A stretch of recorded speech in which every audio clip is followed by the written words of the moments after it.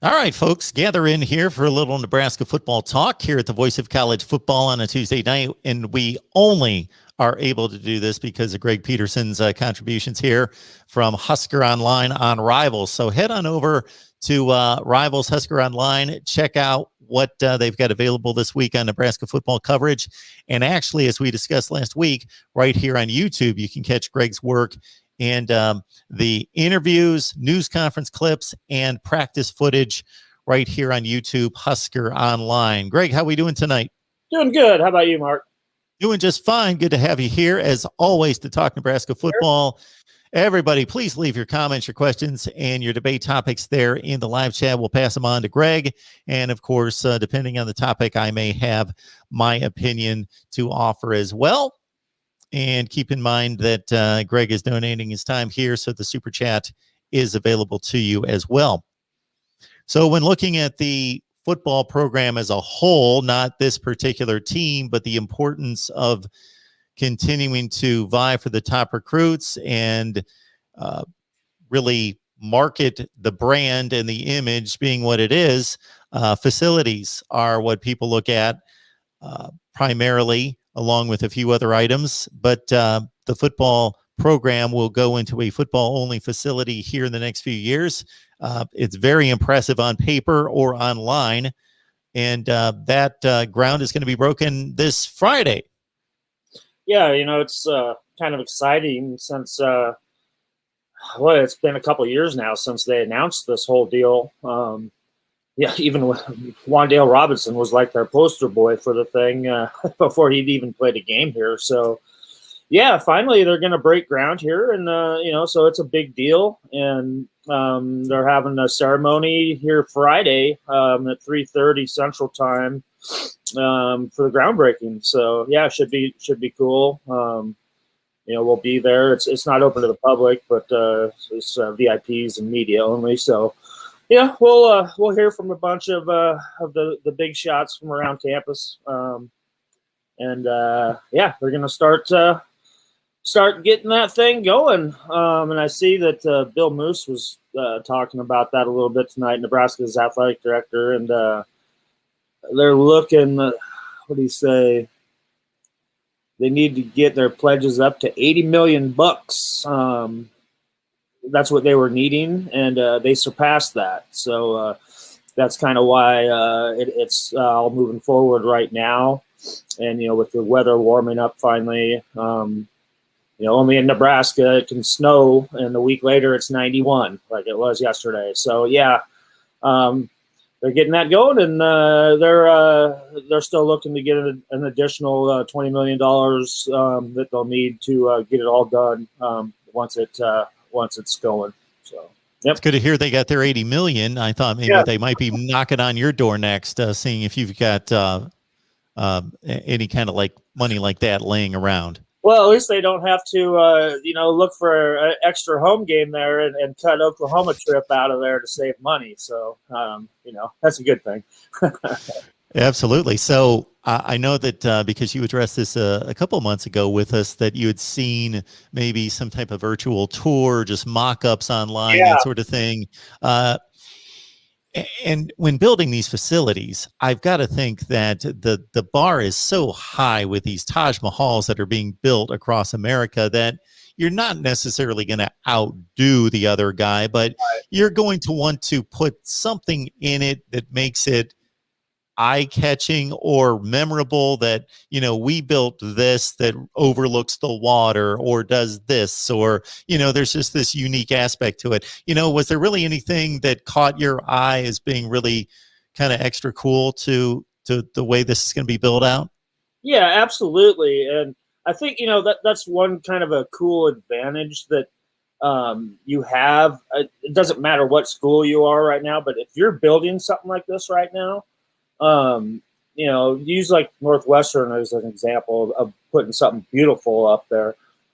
You give other schools like in Nebraska, you get a chance for them to come in and check out your stuff and get ideas from what you just did. So now you can make it bigger and better, and add your finishing touches on it, to your uniqueness, to make it yours.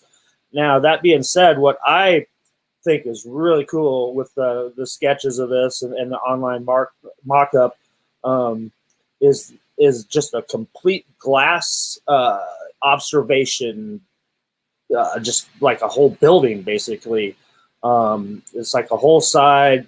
It's between the stadium and the outdoor practice facilities, where the outdoor practice fields are right now, and next to the Hawks Center, the indoor practice facility. So I mean, it's going to make a whole complex out of the whole deal. So I mean, and that wall, they have sketches of people standing in there and watching practice going on and stuff like that, and that's just going to be super cool. And then I think I mentioned it last time we talked about this, but the media, we're going to have our own dedicated media area finally. So that's going to make things a lot better. And I'm imagining, it'll be all press conference set up. So yeah, all that's going to be really neat. No more squeezing everybody into tight spaces like we are right now because we're under COVID regulations. And it's kind of crazy what we're doing right now. We're having to do our interviews down inside the stadium under the stands. They're coming in and they're they put a backdrop up and put a mic stand down and a malt box for us all to plug into, and they got some lights hanging there, and away they go. And it's been pretty chilly. That's like a wind tunnel right there too. So it's been brutally cold some of these days. We've been down there, and so once we get all that done, I think it's just gonna be great, and it's gonna improve the quality of everybody's work, and just the quality overall of aspects that everybody struggles with right now, say with audio problems and video problems and stuff like that. So it's going to be a real neat deal, and super big eye-catching thing, and that's what you got to do these days to keep recruiting up there competitively with the schools in your conference and the big boys across the nation. We're fortunate enough to have Greg Peterson on the line each and every Tuesday night to talk Nebraska football with us live here at 8 o'clock Eastern Time, 7 Central. Please leave your comments and your question there in the live chat. And as we've discussed with Greg a number of times, and it's pretty evident, I think, and we experience this with the other shows as well, because we've got a national channel in which we have fan bases from all over the place. The discussion is a little bit different than maybe that you would check out with a Florida State, a Miami, a Nebraska show that's concentrated on a network, on a channel that just focuses on that particular team, which it can be good and bad at the same time. So some of the questions we'll pass along to Greg. Greg, I'm going to warn you, maybe you've heard before concerning the progress of the football program. So I'm going to get to those first just to get those questions out of the way. And then we want to hear from Greg concerning athletic director Bill Moose and some of his most recent comments about the football program and their progress. So let's see, a few people chiming in, whether that be Mr. HD, David Knight also with along the same lines of a question. Did the Nebraska staff ever sit down and say, what in the wide world of sports is going on here? I don't know exactly where we're going with that one, David, but we appreciate, of course, the question. No. I guess we're talking about 12 and 20 for Scott Frost is about all I can gather there. Yeah, I mean, I'm sure that they have sat down several times together as a staff and trying to figure out what's going on. Absolutely. Now, David, there's a nice follow-up question. David, and I always appreciate you being on here because David's a great supporter of the channel. Greg, what 3 things would you change or adjust to make the team better? Now, you can take that, of course, in a number of directions, whether it's just, okay, I'd want some better linebackers, better defensive linemen, better quarterback or whatever, or maybe, thinking it through a little bit more in regards to building out the program from here on out. Yeah, any which way you want to take that one. We won't take the easy way out of that one at all. this team with what they're building, they're finally getting the numbers of guys in there that they need, the type of athletes that they need. And the big thing is that they've got these guys developing their bodies the way they needed to. All of those other freeloaders are gone now. Because it was bad. It was really bad when Frost and company got here. Guys weren't even lifting weights. Guys were just eating whatever they wanted to on their own, not even going to the training table and stuff. So, it was a disaster. So now that they start to get the bodies in here that they need, definitely most of what the three things that I'm going to come up with are all on the offensive side of the ball. Because I think right now with this team, this defense has a chance to be great this year with all the returning starters they have coming. So I'm not going to mess with that side of the ball right now. I'm going to go on the offensive side of the ball. And I think first and foremost is that this team needs to establish a solid rushing game that they can count on with the running backs. Taking that pressure off of the quarterback, off of Adrian Martinez, and not making him run the ball 20-plus times a game. You need to get some consistency out of this backfield, and they've got a lot of young bodies that they can do this with. And then with a seasoned veteran like a Marquis Step coming in, I think they have a great shot at that. That being said, it all starts up front. That offensive line right now, looking at this offensive line, it's the best that I've seen maybe since I've been back in Nebraska for the last 11 years across the board. Now, it's a young line. It doesn't have a ton of starts, but it has several guys that have made Division I starts.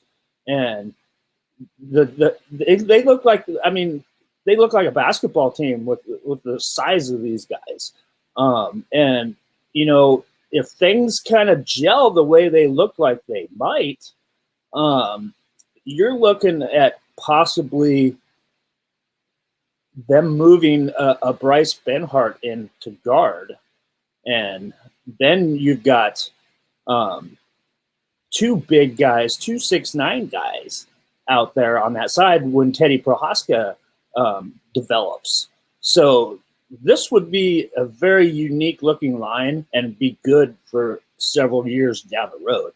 Now, another thing that we need to see is consistency out of the wide receiving core. I heard some stats for the last several years, and this all stems out of a comment last week that was made by the coaching or by Scott Frost, actually, saying that he thought that the receivers were on track to be the best that they've ever had. And if you look at some of those numbers, you go back, I think, what was it, 2017 or 2016, something like that, with Stanley Morgan, J.D. Spielman. These guys had, I can't remember the exact numbers, but you had two guys that were 1,000-yard receivers. So that's what you're looking at. If you're going to say that this is a better team than that, or a better receiving core than that, you got to come up with two guys that are going to get over 1,000 yards receiving and 8 touchdowns apiece. That's what you're kind of looking at. And then adding a third guy in there to get about another 800 yards. So if those three things happen right there, then you've got a successful looking team, and you're not putting your defense out there in bad situations anymore, because you got that consistency, and that cuts down on the turnovers. So that's my formula right now for a success for this team.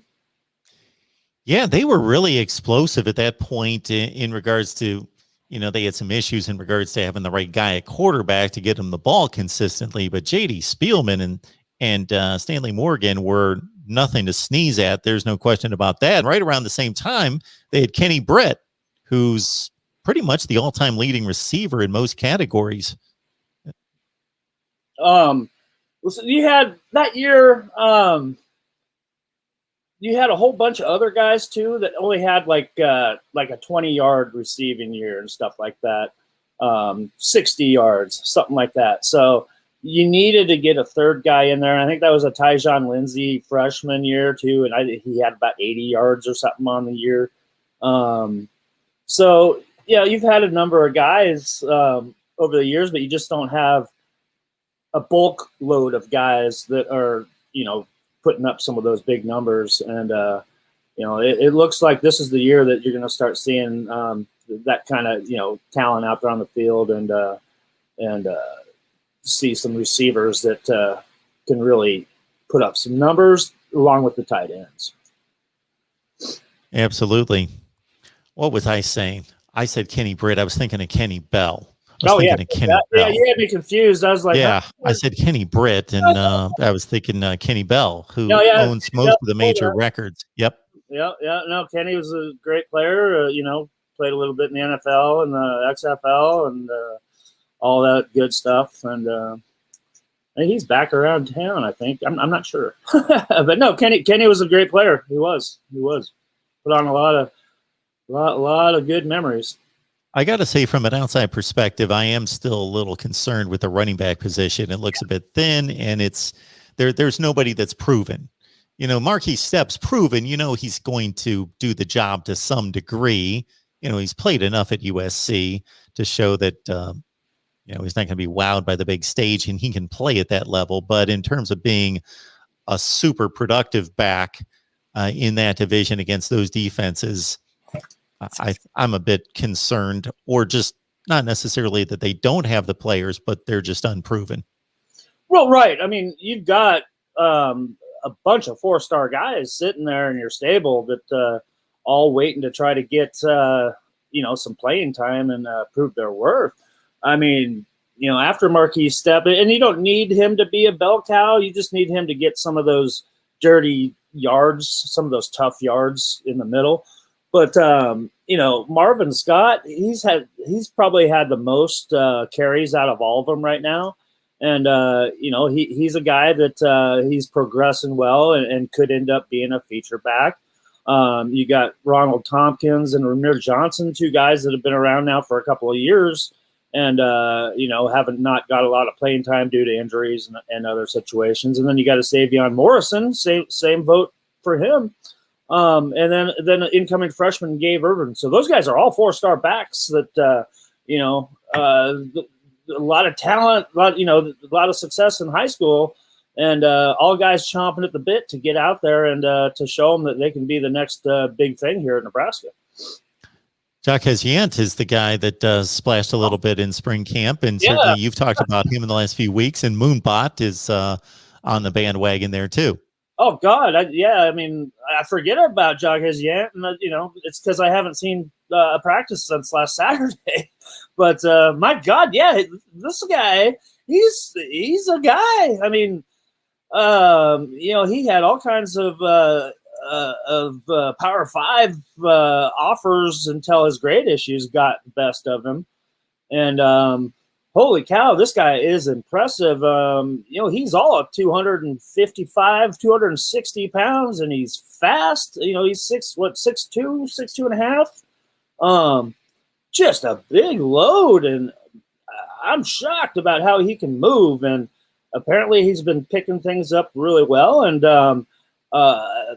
just to quote tight ends coach Sean Beckton, says that we don't even consider him a walk-on. He's a scholarship player. He will be a scholarship player if he keeps this up. He'll be a scholarship player real soon here. So, I totally forgot about him, and I can't believe I did, because this guy, you got to keep your eye on him, because he could put them all to shame, and the kind of thing that all of a sudden you see these 4-star guys transferring out looking for playing time. So, yeah, look out for Jacques Yant. We appreciate everybody being here for our Nebraska football talk with Greg Peterson from Husker Online. So, again, Greg's here every Tuesday night with us to answer your questions and respond to your comments, and I jump in when I've got something to say as well. And we would ask that you would share these video links out on social media. So whether that's a recorded segment or when this posts, that you share the videos out on social media, because there's people out there that have no idea that we're here talking college football and specifically Nebraska here, and get them into the live chat as well. We would love to see the numbers go up. All right, Greg has certainly addressed this from the standpoint that the school, the administration, the football program, the AD, everybody involved in the decision-making process seems to be all in. Scott Frost is the guy. They're there with him, supporting him, backing him in every possible way. SEC Dog is taking this from a different angle, from the fans' perspective. And so, Greg, from what you read, from what you see, and have that personal contact with the Nebraska fans, of course, they run the gamut, I'm sure, from hot to cold. But generally, where do you think they are with Scott Frost? Well, it is almost May. It's late April right now, and we're about to see the spring game. So always at this time of the year, nobody's on the hot seat. Everybody's excited to see Nebraska out on the field. So right now, everything's kind of calm. Now, once the season starts and if things start going south, then that's when the chatter picks up. So right now, I wouldn't say that anybody's really too concerned over Scott Frost's future here. Most people are understanding of the process, and the level-headed fans aren't worried, and it's fine right now. Like I said, though, if we see another 4-win season, then things start to get a little bit heated up. It is kind of funny that I don't know what program I was listening to. They were naming, I don't know, what was it, 7 coaches on the hot seat, and Scott Frost was definitely one of those on there. Which I wasn't surprised at all. The one that I was surprised about was Lincoln Riley, though. So I guess we'll see that matchup and see how that one comes out. So D-Rock Irish is asking about, and you may have addressed this when you ran down your evaluation of the renovations, but do we know when they're expected to be completed? Boy. It's a couple of year process. I know that. So I'm not really sure if they have a real date for finalizing. But and he had also asked Greg where the money's coming from. That was all donations that they raised. So yeah, it's all being funded by donations, by public donations, and so that's the nice thing about having a major following. People are always happy to put money into the program. I've noticed that for the 50-odd years that I've lived around here. BGPO Football Funk, thank you so much, DeAndre, for the Super Chat contribution. We appreciate that. And if I'm following his question, I think what he's alluding to, of course, Oklahoma and Nebraska have signed a home-and-home series, and that's one of the great all-time rivalries going back into the 80s and before. Well, I shouldn't even say that. 2010 would be the last time they played in the Big 12 championship game.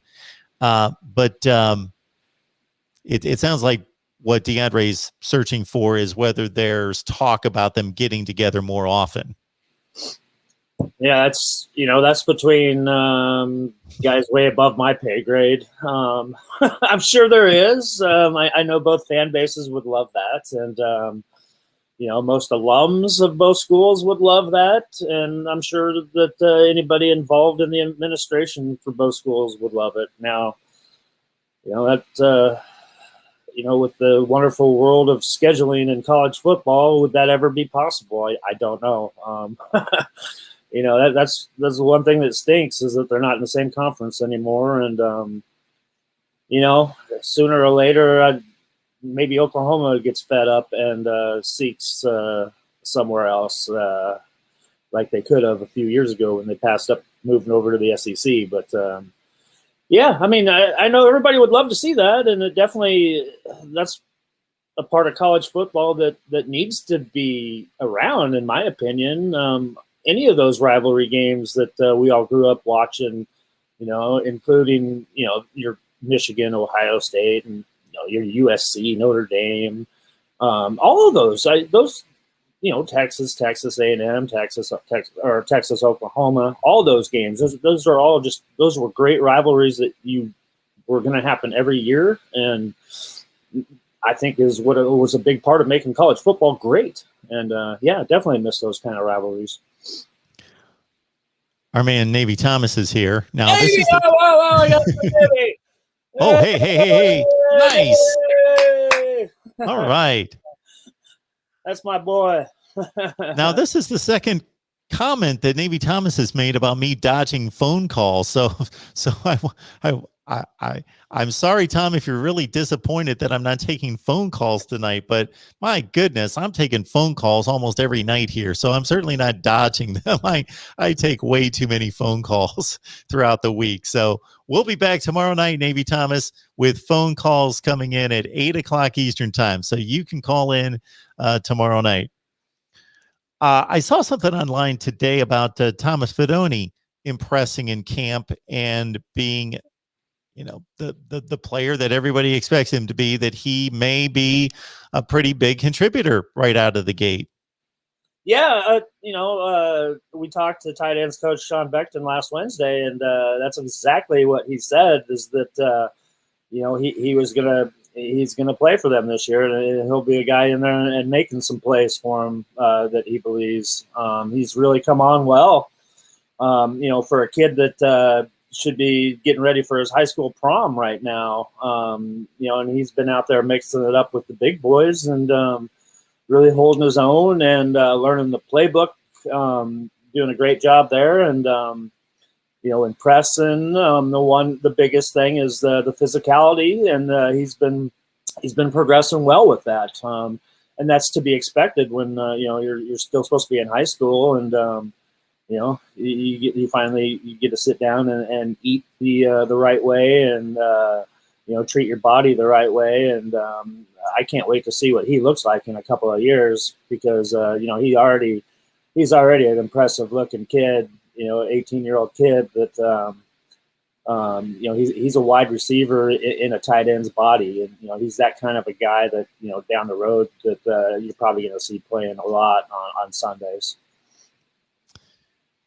Chris, want to let you know that this is our Nebraska show with Greg Peterson, talking Huskers. So anything on Ohio State and Minnesota, we can address that at another time. So leave your comment, your question, call me about Ohio State and Minnesota some other time. All right. I let Greg know before we started to record that I saw an article today that Paul Feinbaum was on WJOX commenting on Nebraska football. And the two things that really stood out about what he had to say was, number one, that Nebraska is never going to get there, meaning they're never going to be Nebraska again. That he actually stated that he made the comment when Frost got the job that he was the guy that would get Nebraska back to championship standards. But he's now made the evaluation that that's never going to happen. That's a long time, never. Then the other is that Nebraska fans are delusional. And I don't know that he really expressed why they're delusional. I think maybe thinking that there was a little explanation there that he didn't know exactly who replaced Tom Osborne, that it was Frank Solich he was speaking of, but that, he had a pretty fair record there at Nebraska. Of course, went to a national, was it Solich or Callahan coached in that national championship game in 2001? That was Solich. Yeah, that was still Solich. Okay. Then Callahan came in like 2002 or 2003. Anyway, so that was still Frank Solich, and that Nebraska ran him out of town, even though he posted some good records. So that was Paul Feinbaum. I don't know what prompted him to talk about Nebraska football this week, but he left the SEC to pick on Nebraska, I guess, this week. Well, it's obvious that he knows nothing about Nebraska and Nebraska football. If it's not inside the state of Alabama or Tennessee, he doesn't know anything. So, I don't think – I'm sure he's never been here. He's never been to a game here and has no idea what he's talking about. So, he's I enjoy listening to him, but yeah, he just stick with the SEC and quit trying to cover his own butt, trying to cover what he says because he doesn't know what he's talking about when it comes to probably any school in this part of the country. I heard him admit that today about Ohio State and Michigan, something like that. He said, leave that question for somebody else that knows about it. So yeah, I wouldn't take that for what it's worth at all. I like Greg Peterson. He does a nice job. Thank you, David. Thanks, David. I guess it's just me. Tim79 is asking the question who we would take as a head coach, Frost or Fleck. I guess I can lead off with that one. Yeah. PJ Fleck, Scott Frost. Okay, well, they've both been successful. We know what Scott Frost did it, and they've been successful in similar ways in that Scott Frost took over a UCF program that went 0-12, and of course, he left with an undefeated season, having defeated Auburn in the Peach Bowl. He did a tremendous job in just a couple of years of completely revitalizing that program, and it's pretty much lasted till now.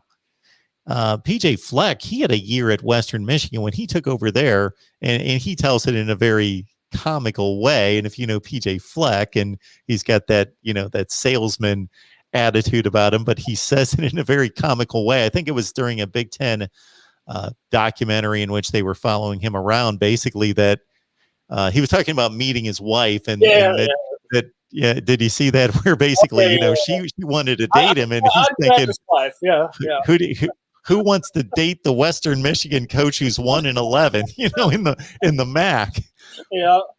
But incredibly, to that guy's credit, they had the worst recruiting class and the worst team in the MAC when he got there. And by the time he left there, for Western Michigan to be playing Wisconsin in a Cotton Bowl and playing them within one score is just crazy to think about. Western Michigan playing in the Cotton Bowl, and also that they had like 3 consecutive years running the best recruiting class in the MAC. And then, of course, he goes to Minnesota, and not a super difficult place to win, but not an easy place to win either.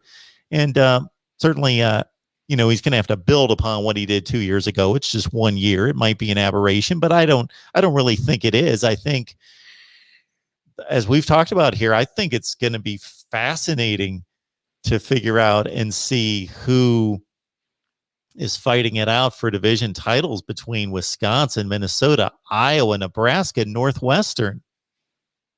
Well, yeah, I think you hit the nail on the head. I mean, he's put Minnesota in that conversation of that's just not another ho-hum game that just mark that one down as a win because it's Minnesota. They're a tough out now. They've proven now that they can go in just about anywhere and win a game and put together, a good season. So, yeah, PJ Fleck, I like the guy. I like him a lot. And, he's a very charismatic guy. He's a great storyteller, that's for sure. And, he's that kind of guy that you could just listen to go on and on. And yeah, I mean, it's made this division really, really competitive when you added Minnesota in there like that.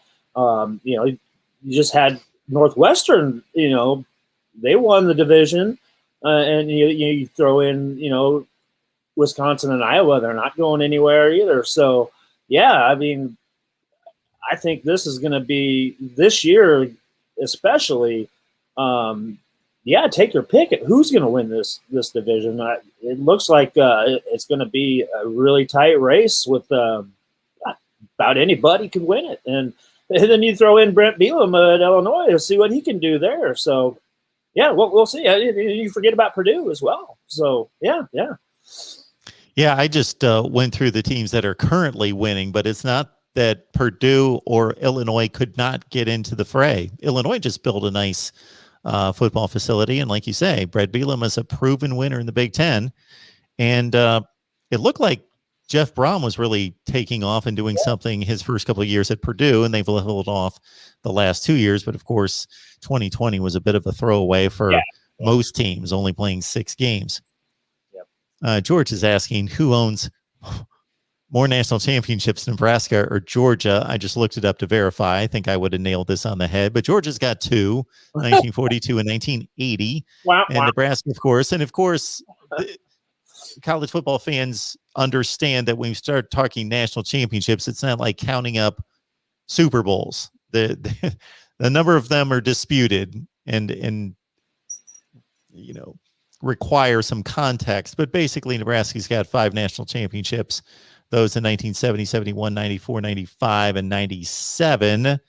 And then there's a few out there that they could claim if they wanted to, kind of thing. They're hotly disputed. So that's your running total there, Georgia, between Georgia and Nebraska. That's an odd comparison there, but and all those Sears trophies are proudly displayed inside the doors when you walk in Memorial Stadium.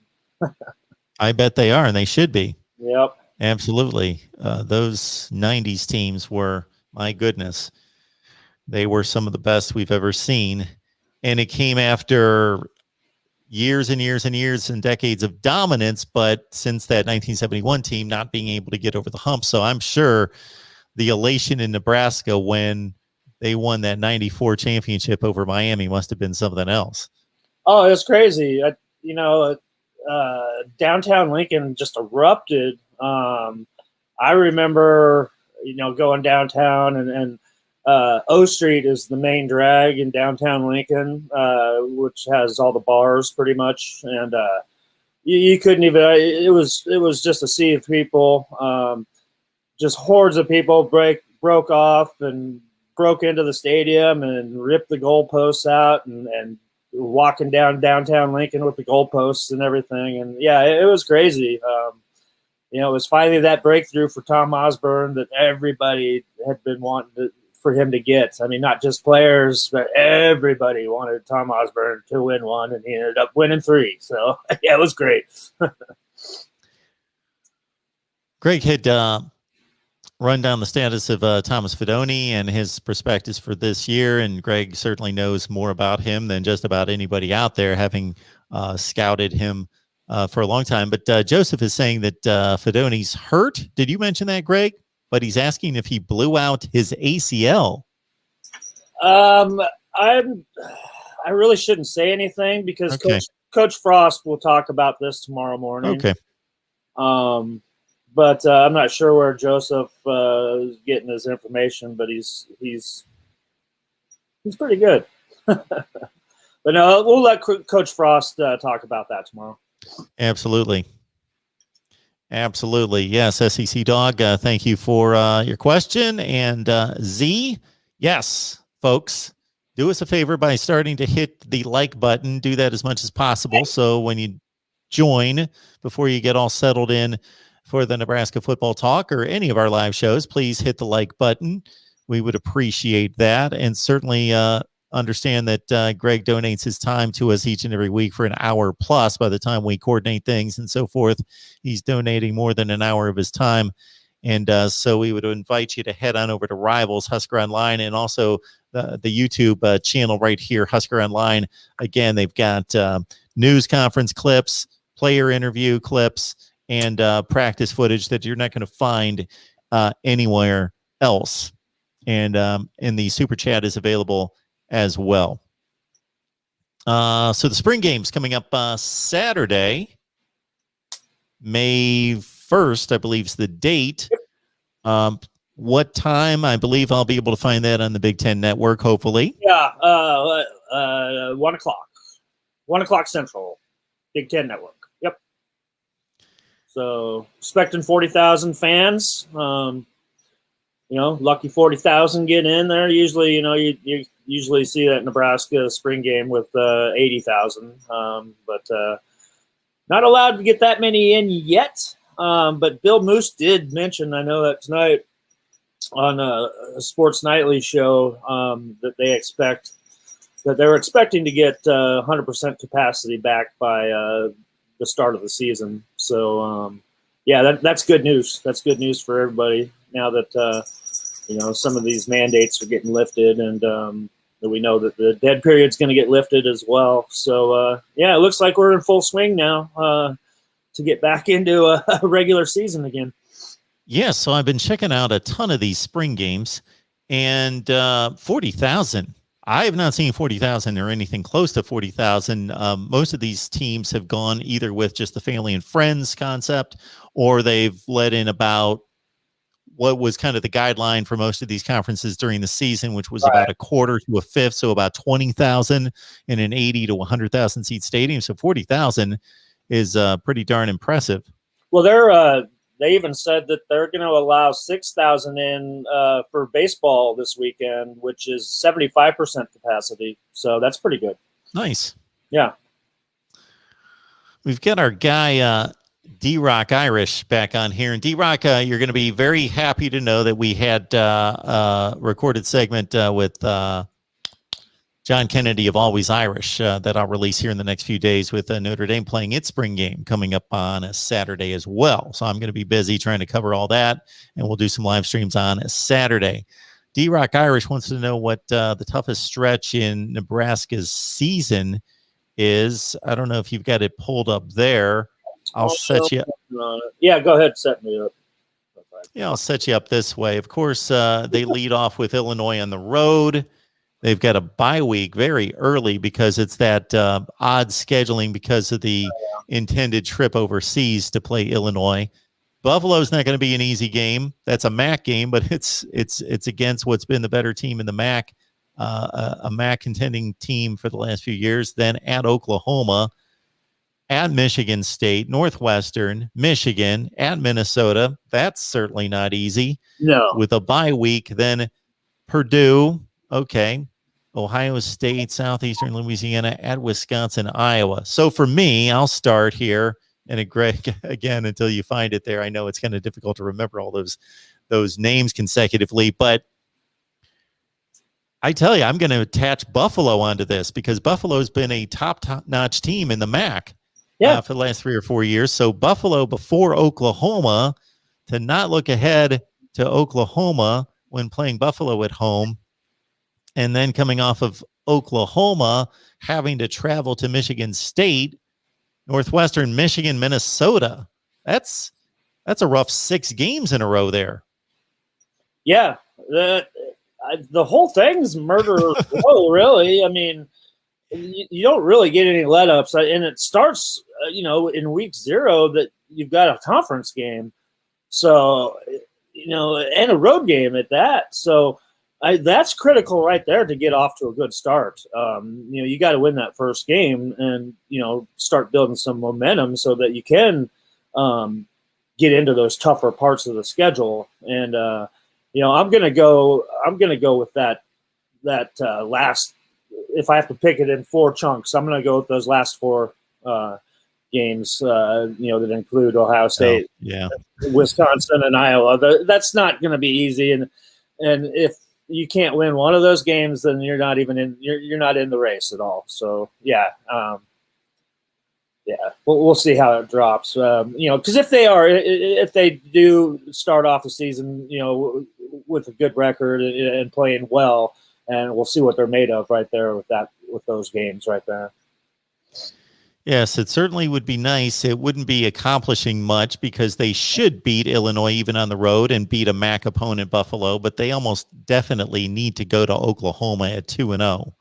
Yeah. I mean, if they want to be competitive in that game, because we've talked about this game already that, this is Oklahoma. This is their year. I mean, if they're going to break through and Lincoln Riley is going to win a national title, they're set up for it right now, aren't they? I mean, they probably got the best quarterback in the nation coming back. And, they started playing some defense here lately. So, Nebraska is going to have to come in there 2-0 and not be intimidated at all by Oklahoma. And that's what's going to be interesting as well because, they have a head coach, they have a running back coach. They have an offensive line coach. They have a linebackers coach that have all played in that series, that have all played Oklahoma and know what that rivalry is all about. So I think that's what's going to be really interesting when we get to Oklahoma week. And if Nebraska is 2-0 and they're believing that they're back and that they can play, I think that makes this game very, very interesting, in an early game. And you know what, too, I forget to mention, that week 0 game at Illinois, all eyes are going to be on Nebraska because there's nothing else going on that week. And that's a conference game, so that's probably going to be your primetime game that week 0 Saturday or Friday of the season. So, yeah. Absolutely, it will be. Again, that's Nebraska at Illinois on August 28th. And then, again, they got a bye week before they dive into a game against Buffalo. And, man, I got to say that beat Illinois, Buffalo, go to Oklahoma. Let's assume the loss. You're 2-1. Then 4 games before a bye against Michigan State, Northwestern, Michigan, Minnesota. You know, those are all winnable games, but they're all losable games too. Right. Of course, the Northwestern and Minnesota games, being division games, are more important. But let's say if they can go 2-2, split those 4, and having beaten Illinois, then they go to Purdue, or they face Purdue at home. Should, again, it's not a give me, but should beat Purdue. Then you're 4-2 in conference, and that's pretty strong. And you steal one of the final 3, like you mentioned, Ohio State, Wisconsin, Iowa, and they finish 5-4 in the conference. Yeah, I mean, you can see that happening. You can definitely see that happening. And I keep looking at that Oklahoma game. That I think we all assume that that's a loss. But if you can compete in that game and show that you belong out there on a field with a team like that, I think that goes a long way down the road to helping you go to play Michigan and play Ohio State here and go to Michigan State. So I think that's going to help out a lot. Joseph, we appreciate the compliment. And again, we would like everybody to head on out there on social media, whether it be Twitter or Facebook, and please share the links to the videos, and let's get a larger crowd in here. And I'll say, to Greg's point about everybody's just chalking up Oklahoma's going to win the game. And yes, should they win the game? Would they win the game 9 out of 10 times? Yes, but there's the one time. And I'm no odds maker, no handicapper, but I keep track of those kind of things, and it's fun, and I like to watch those things. And there are double-digit upsets in college football almost every week, number one. Number two, I've really narrowed in on the top 25 games, and about close to 25% of them are upsets.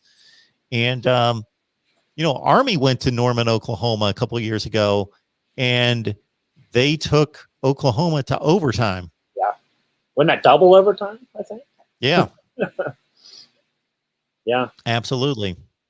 Yeah. Anybody, any given day, anybody can beat anybody. It's the thing that I've noticed over the years that I think most people would is that, there's a lot more talented teams out there. There's so many more talented players out there, number one. And, it's brought parity to college football when, you look at the top 25 in 2020 and compare that to the top 25 in 1980. I bet that's night and day with teams that are in there, and teams that are missing that used to be mainstays in there, and other teams that you would have never imagined that could crack a top 25 or a top 10. So yeah, it's different these days. Yeah, Nebraska, of course, in Scott Frost's first year, went to Columbus, Ohio, and that team from Ohio State finished in the top 3 in the nation, which they pretty much do every year, and Nebraska played them right down to the wire. So, yes, you never know. Yeah, and that last comment there, I agree 100%. I've never seen Nebraska as big as this either. I mean, it's impressive to see. I mean,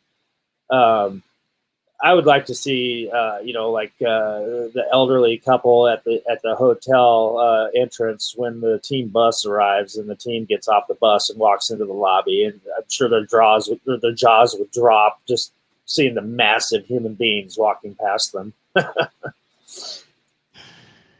Please get your Nebraska mask at voiceofcollegefootball.com, and if you don't want a mask, please just check out the website. We built it about 6 weeks ago, and we've got a lot of good things in store for this summer leading into college football season. Again, voiceofcollegefootball.com.